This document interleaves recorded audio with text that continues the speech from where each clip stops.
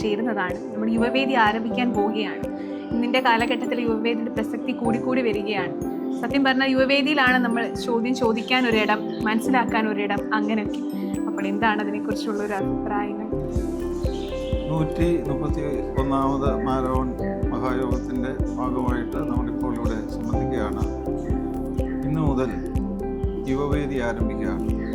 ആരംഭ നാളുകളിൽ യുവവേദി അങ്ങനെ ആ നാമധേയത്തിൽ ഉണ്ടായിരുന്നില്ല.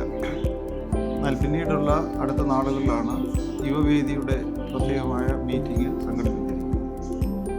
അതുകൊണ്ട് തന്നെ അടിസ്ഥാനപരമായി അത് അർത്ഥമാക്കുന്നത് സഭ യുവജനങ്ങൾക്ക് നൽകുന്ന വലിയ പ്രാധാന്യത്തെക്കുറിച്ചാണ്. ആദർശധീരതയുള്ള, നീതിബോധമുള്ള ഒരു നന്മ ഉള്ള ലോകം സൃഷ്ടിക്കുന്നതിന് യുവജനങ്ങൾക്ക് വലിയ പങ്കുണ്ട്. പ്രത്യേകിച്ച് ക്രൈസ്തവ യുവജനങ്ങൾ യേശുക്രിസ്തുവിലൂടെ ലോകം കണ്ട ദൈവരാജ്യത്തിൻ്റെ മൂല്യങ്ങൾ സാംശീകരിച്ച് ഒരു പുതിയ ലോകം സൃഷ്ടിക്കുന്നതിന് മറ്റാരേക്കാളും ആർജവത്വവും ദർശനവും ഉള്ളത് യുവജനങ്ങൾക്കാണ്. അത്തരത്തിൽ യുവവേദി വളരെ പ്രധാനപ്പെട്ട ഒരു ഫംഗ്ഷനാണ് മാരവൺ കൺവെൻഷൻ നിർവഹിച്ചുകൊണ്ടിരിക്കുന്നത്.